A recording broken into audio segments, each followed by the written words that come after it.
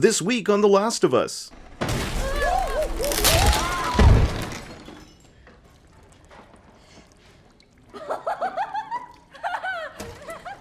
That's it, girls. Okay, here we go. Wardrobe change, thank you.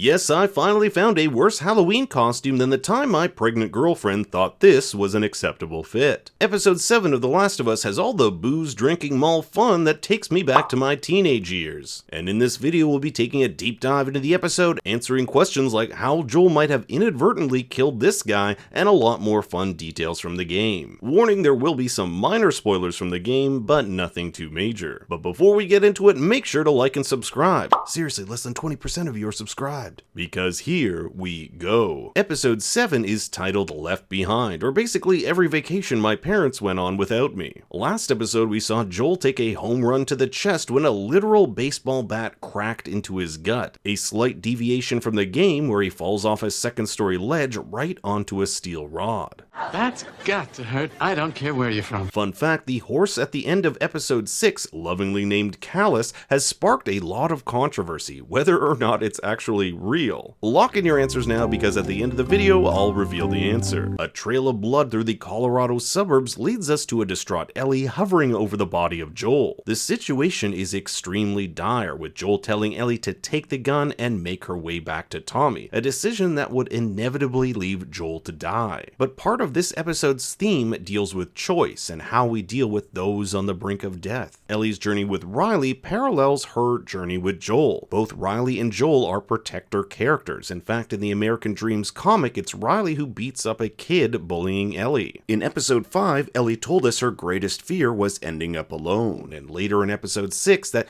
everyone who's gotten close to her has either died or left her. Ellie could have left Joel there to die, but instead embarks on a search for medical supplies that departs drastically from the game. The title Left Behind is a nod to The Last of Us Part 1's DLC. Think of it as a mini expansion to the main game. It starts off pretty similar to the show, with an injured Joel in desperate need of aid. However, the game takes Ellie through the infected Colorado Mountain Plaza, where she must make her way to a downed military copter in the search of its first aid kit. Not to mention fight off some murderous group of cannibals. If the previews are correct, we'll be seeing these cannibals and their leader David in the next episode or two. This whole cannibal section at the mall was likely cut from the show due to a mixture of budget, time constraints, and the fact we already have this huge mall segment between Riley and Ellie. Most of the episode is a flashback to Ellie's time at a Fedra-run military prep school where kids are trained to become Fedra soldiers. In the game, we actually see one of these schools in Pittsburgh.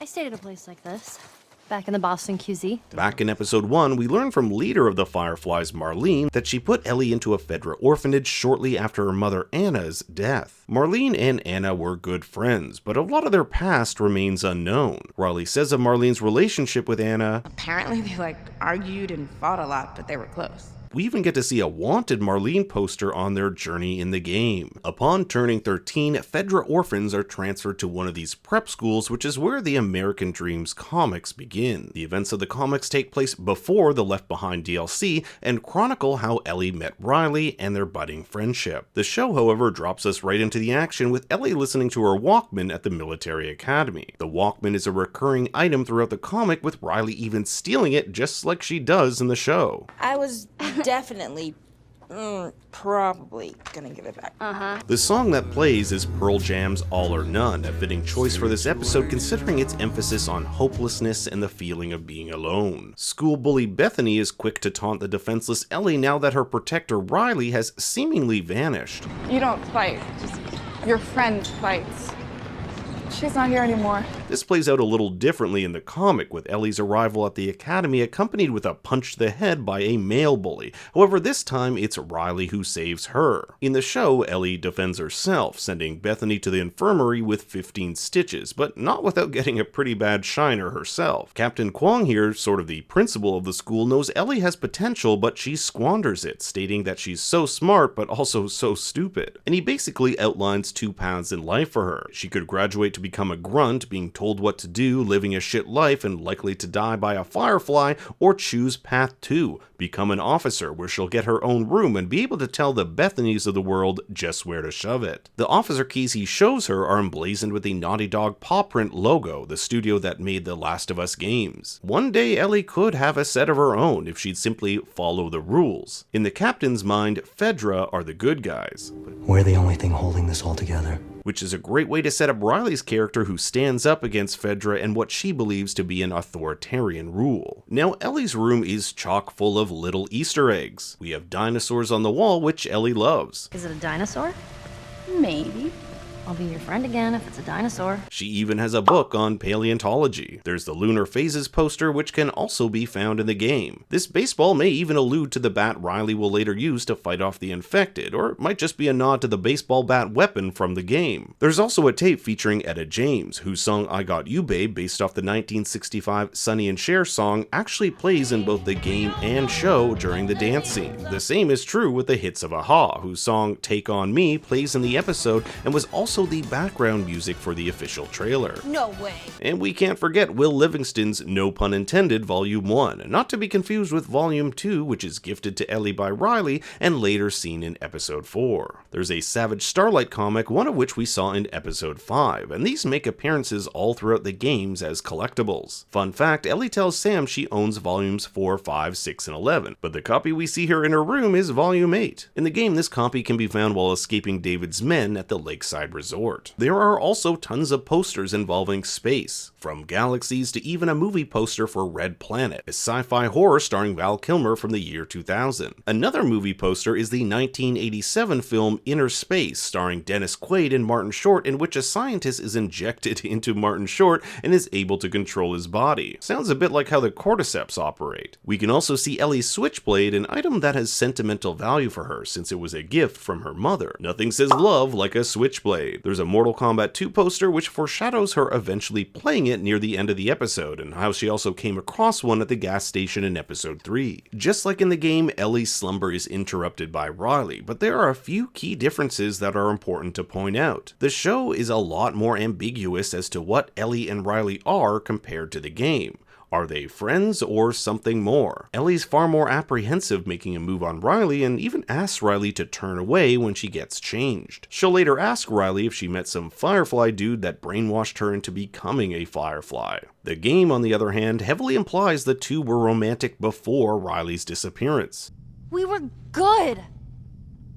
We were better than good, and then you told me to f off, and then you just up and vanish. Riley had left to join the Fireflies, and in the game we learn she's been gone for 46 days, leaving Ellie to believe she's dead. Riley proves to Ellie she's part of the Fireflies by brandishing her gun. However, in the game, she shows her Firefly dog tag. Riley and Ellie had talked about liberating the QZ, but that doesn't necessarily mean you have to join the Fireflies. Ellie believes them to be a terrorist organization.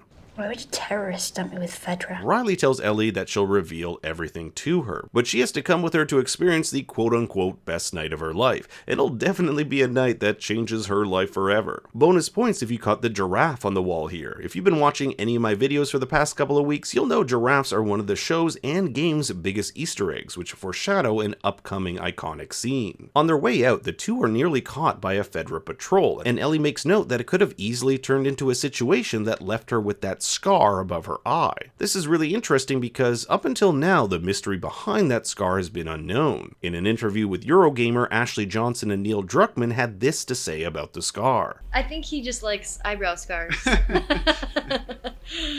There is a story, but we're not revealing it. So this scene gives us a little tidbit that her scar happened during a quote 7-Eleven incident. Whether that's a nod to the chain of convenience stores or a specific date remains to be seen. My guess is scalding hot dog accident. Makes me want a hot dog real bad. It's here that Riley says one of the most important lines in the episode. You can't fight everything and everyone. You can pick and choose what's important. Ellie will later heed these words when she chooses to stay with Joel instead of go off on her own. own. The building they break into are the Liberty Apartments. Liberty is a big theme in Boston, not only due to its roots in American independence, but the irony that the city itself is now under authoritarian control. The mall is named Liberty Gardens, and the name of the museum is the Freedom Museum of Boston. The two make their way up to the 7th floor and find a dead body, one which Riley says wasn't there before. He has a bottle of Hamblin whiskey, which is hilarious considering Stuart Hamblin, of which it's named after, was a well-known supporter of the temperance movement. But more interesting are these pills, which look suspiciously like the same pills Joel gave to the Fedra soldier in episode 1. It's totally possible Joel has been dealing these for quite some time, and that they found their way to the everyday citizens of the QZ, and this poor guy just decided to off himself in a derelict building. On the rooftop, Ellie takes a swig of booze and pretends to like it. It's great.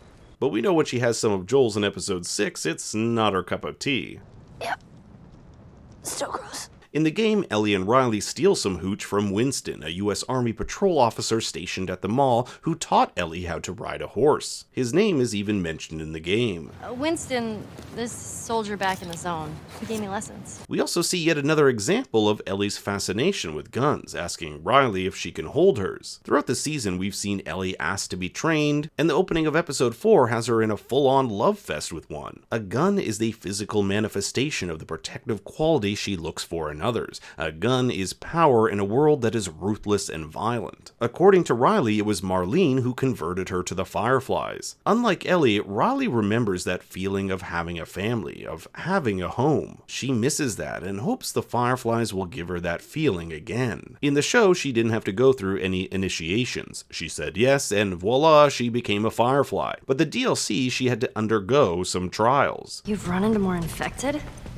As part of my initiation, they actually made me kill this. Just like in the game, the two venture above the rooftops, and to me it kind of looked like it was inspired by the beginning of The Matrix, from the sunlights to shots of characters jumping from roof to roof. Now the show does a better job at explaining how this giant abandoned mall is able to be powered, stating that these apartments next to it, recently expanded to allow for more citizens, had the inadvertent effect of also supplying power to the mall. Something Riley found out when she was stationed there to keep tabs on a hidden stash of pipe bombs. But we'll get to that in a bit. Supposedly this mall was sealed off long ago because of the infected, but Riley says it's safe and that she knows a way in. And even the dialogue here foreshadows the terror to come.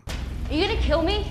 This seems like a perfect place to do it. Ellie is treated to an amazing view as the mall lights turn on. She's probably never seen a mall in her life, at least not like this. And I like how there's a video game store Turbo Gaming on the top right here and a GameStop later on. This entire sequence was shot at a real mall called Northland Village in Calgary, Alberta. Fortunately, because the mall's been boarded up, the lights and noise shouldn't disturb any of those pestering Fedra patrols, as Riley will later refer to this place as a huge bunker. What awaits are the Four Wonders. Well, technically 5 since Ellie refers to the escalator as the 5th. These are 4 major attractions Riley's prepared to show Ellie. But before we get there, there's a secret I want to show you. No, not Victoria's Secret, the Dawn of the Wolf 2 poster, a movie that can be found in the games. Now, if you look really closely, you can make out the tagline, "Everyone Wants to Be Found," for the second film playing here at this theater, which I'll reveal the title to at the end of the video. Hint, it's a 2003 Best Picture nominee. The mall itself has been looted of all the good stuff, and this Foot Locker looks as though it's just survived a Black Friday sale. The first of the 4 wonders is the carousel, a scene taken directly from the game. We get a beat of romantic tension between the two before the carousel breaks down, and Ellie questions Riley if she really believes they could one day liberate this place. According to Riley, the Fireflies have liberated other QZs. This shouldn't be confused with the liberation of Kansas City, which we saw in episodes 4 and 5. Remember, that was not done by the Fireflies, and at this point in the timeline hasn't even occurred yet. It's here that Riley divulges what her future would have been like should she have stayed in Boston. Remember how Captain Kwong said you either graduate a grunt or officer? Well, Riley got assigned a grunt position. Literally, she got sewage detail. She doesn't want to spend the rest of her life standing guard while people shovel shit. So she panicked and ran away, finding the longer she was away from Ellie, the harder it was for her to come back.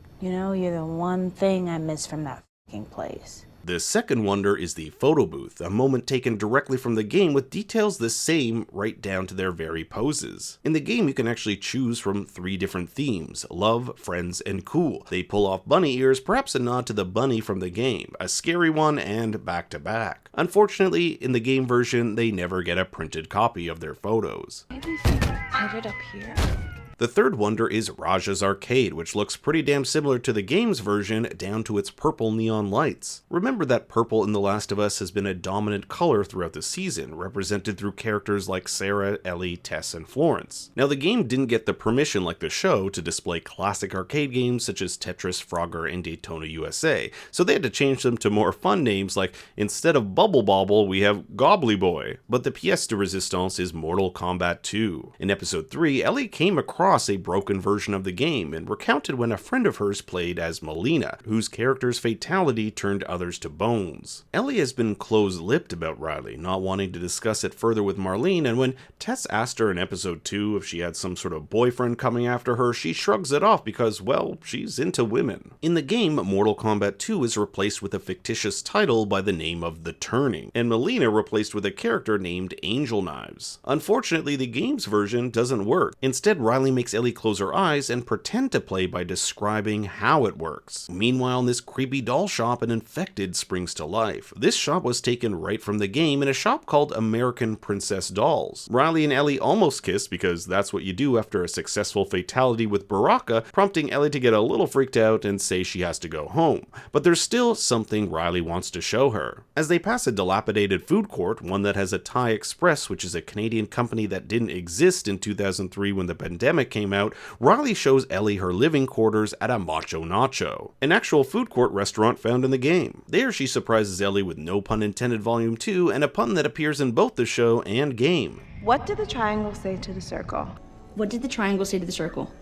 You're so pointless. But Ellie has had enough when she stumbles upon a stash of pipe bombs, a stash Riley was ordered to protect as part of the Fireflies. How can Ellie be friends with someone who might be ordered to kill her? Then Riley drops this bomb that it's her last night in Boston before she's shipped off to Atlanta, and she wanted to give Ellie a special goodbye. All we really know about the Atlanta QZ comes from episode 1. There's a factory there that makes only 2 things: bullets and painkillers. Now, Riley asked Marlene if Ellie could come, but Marlene said no. This is likely because she promised Ellie's mother to keep her safe, and as she said in episode 1, the safest place for her is to be with Fedra. Ellie leaves. The whole night has been a flood of emotion, but she ultimately makes the choice to come back, just like she makes the choice to come back to Joel. In the game, it's actually Riley who gets upset and leaves, and Ellie chases her, so this was an interesting change. With Ellie on her way back to Riley, a scream leads her to the fourth wonder, Party City-inspired Halloween store plucked right from the game, even down to the very mask they wear. I wonder if that's a Dawn of the Wolf mask. In the game, the Halloween store segment actually comes before Raja's Arcade, the photo booth, and carousel. Unfortunately, they had to cut Skelesier. Am I ever getting boobs or what? Another segment from the game that was cut is where Ellie and Riley take turns throwing bricks at cars, plus some of these off-color puns. The midget psychic escaped prison. He was a small medium at large. Now, if you play through all the different puns the game has to offer, I think there are around a dozen of them, you'll notice a familiar one from the end of episode 4. Diarrhea is hereditary. It runs in your genes. You're a weird kid. And I'm sure a lot of you are sad to see the water gun fight cut from the show. Is it a water pistol? This was more of a game mechanic more than anything, and would probably be silly if they kept it in the show, so I understand why it was cut. Ellie lays out all of her feelings. What is she supposed to think when her best friend abandoned her, came back, made her this amazing night, only for her to leave again to fight for a cause she doesn't even think Riley understands herself? And maybe Ellie may never fully comprehend Riley's decision, that in the Fireflies she found family, that thing she desires most. Ellie asks if she's sure she wants to join, and Riley nods. She's going to miss her best friend, but understands it's her choice. When all seems to be mended between the two, Riley brings her up to dance, which is just a step better than my own. As the song quiets down, Ellie tells Riley not to go, and Riley agrees. Ellie goes in for the kiss. Sorry. I'm sorry.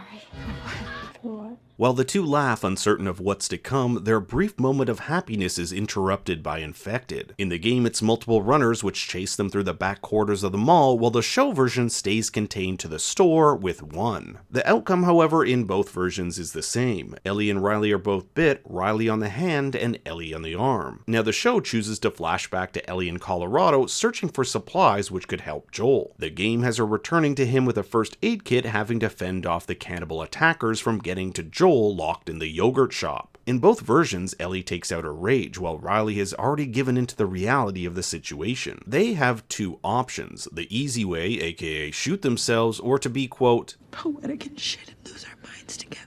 Unfortunately for Riley, there is no option 3. In both versions, we never see what happens to Riley, and Ellie at this point doesn't know that she's immune. We do know that Riley eventually succumbs to her infection, but just what exactly happened is not known. In episode 4, Ellie tells Joel that the man she shot to save him wasn't the first person she shot. Could the first be Riley, who she stayed with until she turned? All we know is that sometime between Riley's death and episode 1, Marlene picked up Ellie and kept her locked for several weeks to determine if she was immune from the infection. Both versions have Ellie stitching up Joel, with an extra shot in the game showing Joel tied to a rig on the back of their horse. According to the game, Ellie had practice with stitching her own arm. As we near the end of the video, I have answers for those waiting about the horse and movie poster. Yes, that horse is indeed real. According to the editor of the episode, Timothy Good, they needed the horse to be extremely still so as to not take the eyes off Joel and Ellie in this pivotal scene. And that movie poster from the mall, that belongs to 2003's Best Picture nominee, Lost in Translation. Thanks for watching, everyone. Please be sure to like and subscribe, and let me know your thoughts and theories about the show below. For more bad takes, you can follow me on Twitter and Instagram at ThinkStoryYT. Until next time, remember, let's go.